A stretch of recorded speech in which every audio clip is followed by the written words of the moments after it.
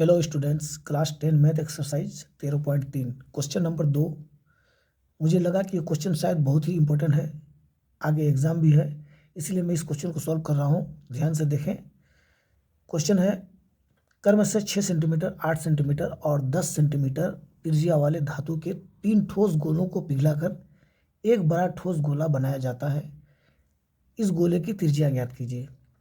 देखिए, 3 गोला है, एक की त्रिज्या है 6 सेंटीमीटर, दूसरी की त्रिज्या है 8 सेंटीमीटर और तीसरी की त्रिज्या है 10 सेंटीमीटर। इन तीनों गोले को पिघलाकर एक बड़ा गोला बनाया जाता है। तो इस बड़े गोले की त्रिज्या ज्ञात करना है। तो हमें करना क्या है कि देखिए, इन 3 जो छोटे छोटे गोले हैं, इन तीनों का आयतन को निकाल करके जोड़ देना है और वही आयतन इस बड़े गोले के आयतन के बराबर होगा। तो उसके लिए हमने क्या किया, देखिए हल इसका हम कैसे कर रहे हैं। सबसे पहले गोले की त्रिज्या, पहले गोले की जो त्रिज्या है उसको R1 हमने मान लिया बराबर 6 सेंटीमीटर। दूसरे गोले की त्रिज्या R2 बराबर 8 सेंटीमीटर। तीसरे गोले की त्रिज्या R3 बराबर 10 सेंटीमीटर। देखिए चित्र में भी हमने दर्शा दिया है। अब इन तीनों को पिघलाकर एक बड़ा गोला बनाया जाता है। इस बड़े गोले की त्रिज्या हमने R मान लिया, उसका मान निकालना है, यानी इस त्रिज्या को प्राप्त करना है। तो देखिए प्रश्न में कहता है कि ये बड़ा गोला का आयतन इन 3 छोटे गोले के आयतन के बराबर होगा, क्योंकि उसी को पिघला करके इसे बनाया जाता है। तो हम क्या करेंगे यहाँ पर, देखिए हम कर देते हैं क्या, प्रश्नानुसार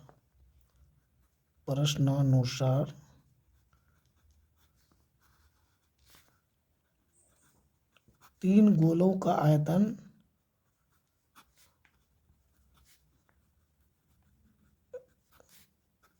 बराबर हो जाएगा बड़े गोले का आयतन। बड़े गोले का आयतन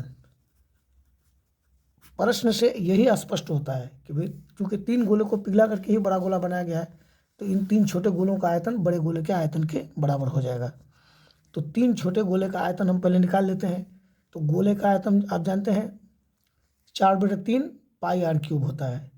तो हम कर देंगे 4/3 पाई R क्यूब। R में पहला R हमने R1 माना है, ये ले लिए पहले गोले का आयतन, प्लस दूसरे गोले का आयतन 4/3 पाई R2 क्यूब, चूँकि दूसरे गोले की त्रिज्या हमने R2 माना है।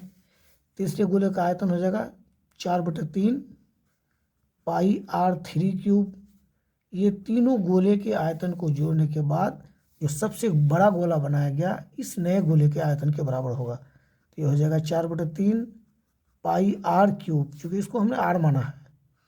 तो चलिए अब इसको हम लोग सॉल्व करते हैं। देखिए 4/3 पाई, 4/3 पाई, 4/3 पाई, तीनों जगह है, इसको हम कॉमन ले लेते हैं, यानी ब्रैकेट से बाहर कर लेते हैं।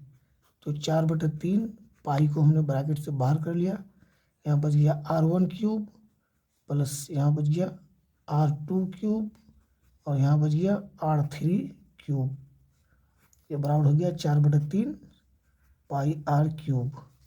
चलिए 4/3 पाई और 4/3 पाई यहाँ दोनों खत्म हो गया, कट गया। अब हमारे पास बच गया क्या, R1 क्यूब।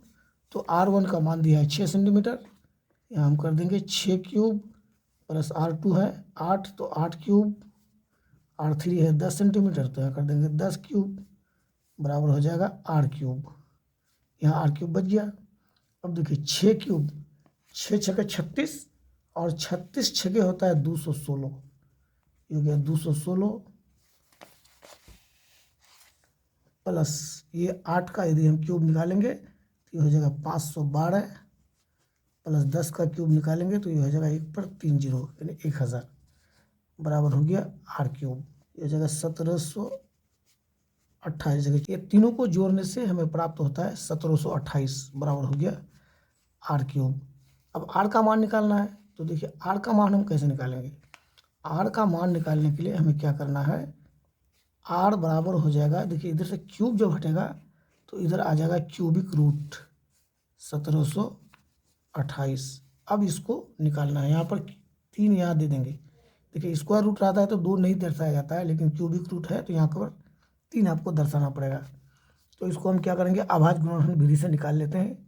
चलिए यहाँ निकाल लेते हैं 1728 का, 2 से भाग लगाएंगे, 2 8 16, 1 12, 2 6 12, 2 चौक 8, फिर 2 चौक 8, 2 तिया 6, 2 दूनी 4, फिर 2 दूनी 4, उसके बाद 2 एके 2, 2 छके 12, फिर 2 से लेंगे 2 एके 2, 0, 2 8 16, फिर 2 से 2 5 10, 2 चौक 8, फिर 2 से 27, फिर 3 से 3 9 27, फिर 3 से 3 तिया 9, 1 3 यहाँ बच गया, इस शायद आपको दिखाई नहीं पड़ रहा है।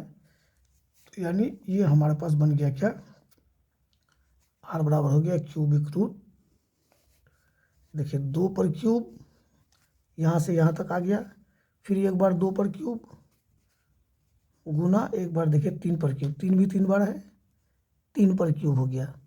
अब देखिए क्यूब खत्म तो क्यूबिक रूट भी खत्म, क्यूबिक रूट के साथ ये क्यूब खत्म हो जाता है, ये शायद आप पहले से जानते हैं। तो ये हो गया आर बराबर आपका हो गया 2 गुना 2 गुना 3, 2 दूना 4 और 4 तिया 12, ये 12 सेंटीमीटर हो गया इस आर का मान। चलिए हमारे ख्याल से आपको सोल्यूशन समझ में आ गया होगा। वीडियो देखने के लिए धन्यवाद।